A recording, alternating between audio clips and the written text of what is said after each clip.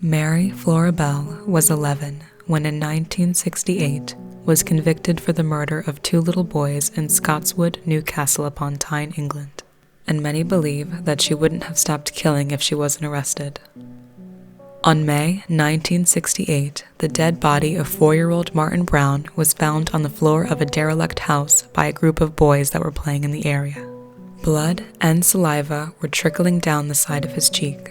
The boys reported that almost immediately after their discovery, they saw Mary Bell and her 13-year-old friend Norma Bell, same surname, no relation, coming toward the house and stopping right by the window next to Martin's body. Upon investigating, police found no evidence of foul play and believed, since there was an empty bottle of aspirin nearby, that the death was accidental. The official report declared the cause of death open. It wasn't until another little dead boy's body was found weeks later that they started to look at Martin's death as a homicide. In July, 3-year-old Brian Howe was strangled to death, his body abandoned in an industrial area of the town. Mutilated on the thighs and genitals with a pair of scissors that laid in the nearby grass, the letter M carved with a razor on his belly. Inspector James Dobson, who investigated on the case, stated that there was a terrible playfulness about these mutilations. Mary and Norma immediately stood out as suspicious to the investigators, both because they had been behaving strangely with Martin Brown's family, inappropriately keep asking questions about him with a creepy grin on their faces, and because they were literally showing excitement about Brian Howe's death. When questioned by police, Mary admitted that she and Norma had seen Brian on the day he died, claiming that she saw a specific 8-year-old boy hitting Brian and afterwards playing with a pair of scissors. Her testimony was considered unreliable, though as the boy in question had a strong alibi and no details about the scissors had been disclosed to the public. By mentioning the scissors, she implicated herself. The 2 girls were questioned again after Brian's funeral in August, and Norma accused Mary of having strangled Brian and bringing her to see his body. Mary responded that this was a lie and made an official statement saying that she was incapable of harming anything or anyone and blaming Norma. Both girls were arrested for the murder of Brian Howe and incarcerated at the Newcastle West End police station. Their trial started on December 5th at the Newcastle Assize Moot Hall and lasted for 9 days. The prosecution suggested that whoever killed Brian Howe also killed Martin Brown, recounting about the suspicious behavior of the girls, of Mary's long history of violence towards other children, Norma's sister included, and of how they vandalized their school overnight, leaving behind scribbled notes such as, "I murder so that I may come back," and "We did murder Martin Brown, fuck off, you bastard." While Norma reacted childishly and was considered a mere victim of Mary's manipulations, the latter was the center of press attention. Everyone in the courtroom, reportedly, were watching her with horrified curiosity, especially because she showed no emotions whatsoever, and on the contrary, her mother, Betty Bell, didn't do anything but put on a show of dramatic wailing and sobbing. Psychologists and psychiatrists that examined Mary Bell over the years stated that she exhibited the classic symptoms of psychopathology, seeing the lack of remorse for her actions and her completely unemotional behavior. Dr. Westbury stated, "Manipulation of people is her aim, and all those who met her concurred that she was very intelligent. She clearly had issues with bonding with others due to her family background. Her mother, Betty, was well known for being a prostitute. She gave birth to Mary at the age of 17. Her biological father's identity is still a mystery, but Mary was raised by her stepfather, Billy Bell, who also had quite a reputation in town. Baby Mary was often neglected by Betty. She tried to abandon her, sell her, and even allegedly kill her numerous times, mostly with drugs, but always eventually kept her just to gain sympathy from others. Mary accused her mother to have used her during her prostitution, forcing her to engage in sexual acts with her clients. Although this abuse would explain Mary's disturbed behavior, all her accusations remain alleged. The jury found Mary guilty of manslaughter in both Brian Howe's and Martin Brown's deaths. even if neither she nor Norma ever admitted their responsibility for the latter. The judge pronounced a sentence of detention for life for an indeterminate amount of time, in hope that she could reform. All that was given to Norma was a 3-year probation for breaking in the school. Mary was incarcerated at the Red Bank Special School in Lancashire, a high-security all-boys facility, until 1973. During her stay there, she seemed reformed at first, but growing up, she started to have issues, as she started to sexually provoke the boys and wound herself with cuts. She was then moved to a prison for women where she convinced herself to be gay and even asked for a sex change because it was the idea of not being me, she claimed. In 1977, she escaped from a less secured facility and was moved to a hostel a few months before her release in 1980 at the age of 23. After this time, Mary Bell allegedly became a completely different person. The court granted her to change her name to protect her identity. She got married and had a daughter whose birth she claims gave her a new awareness of her crimes. Although she collaborated with author Gita Serini in writing the second of her biographies, Cries Unheard, The Story of Maribel. Published in 1998, she never admitted her crimes and changed versions of the events many times, still implicating Norma in having responsibility in Brian Howe's death and portraying her mother, Betty White, as the main villain of her story.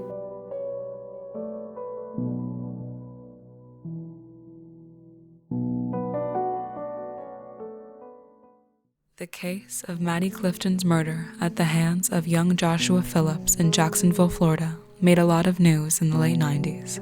Not only because of its gruesomeness and Phillips' obvious guilt, but also because the sentence is still controversial under the American constitutional point of view. 8-year-old Maddie Clifton disappeared on November 8, 1998. She failed to return home for dinner after spending an evening out to play. Her mother, Sheila, reported her missing to 911, and that night the family and neighbors searched for her with flashlights. Police and hundreds of volunteers kept looking for Maddie over the next 7 days. A big reward was offered, flyers were distributed around town, even the FBI became involved. Until Melissa Phillips, a neighbor of the Clifton family, made a terrible discovery. On the morning of the 7th day after Maddie's disappearance, she went to her 14-year-old son Joshua's bedroom to clean up. She noticed some water leaking on the floor at the end of the waterbed, accompanied by a strange smell. She pulled apart the baseboard to check under the bed and saw a human foot.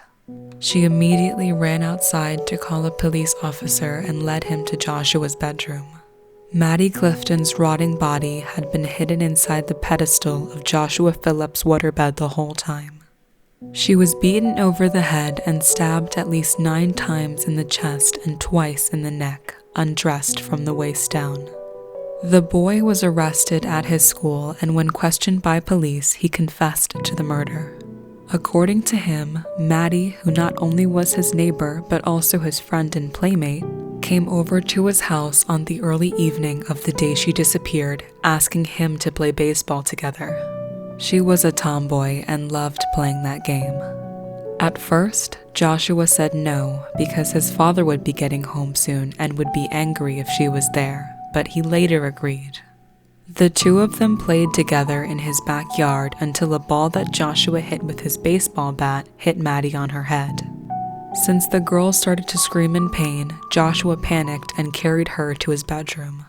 Maddie's moaning and screams became so loud that he started to hit her on the head with a baseball bat and stab her in the throat with a pocket knife numerous times in order to silence her.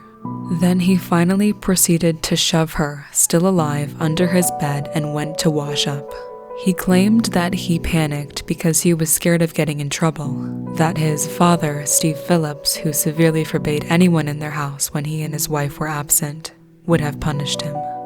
As a psychologist hired by the family attorney confirmed, Joshua was terrified of his father. He said that if he did something wrong, his father always had kind of a short temper, that he sometimes never knew what he'd do. Joshua was taken into custody and his trial began in July 1999. It had to be moved from Jacksonville to Bartow, Florida because of its intense coverage. It only lasted 2 days because Joshua's lawyer, Richard Nicholas, presented no witness or evidence. The entire defense was a closing argument. The only defense he could argue was that the murder wasn't premeditated. His family members talked about how he was a good boy who has never shown a hint of violence before. The Cliftons and his teachers have had the same impression, and how sorry he was for killing Maddie, for which he still has no explanation. "Maybe I should get some kind of counseling or something to find out what's wrong with me," he later said during an interview. The testimony of a neurologist finding that Joshua had bilateral frontal lobe lesions, which can impair judgment as well as cause panic, wasn't allowed by the judge as evidence to be presented to the court. This theory was also shared by Joshua's mother. On the other hand, the prosecutor Harry Shorstein suggested that the murder may have been sexually motivated, as Joshua had previously talked to Maddie about sex and that he was looking at violent pornographic websites in the half hour preceding the murder, which could have triggered his violence. This would also explain why Maddie's body was nude from her waist down, although autopsy found no evidence of sexual assault. But neither this evidence was admitted to the trial.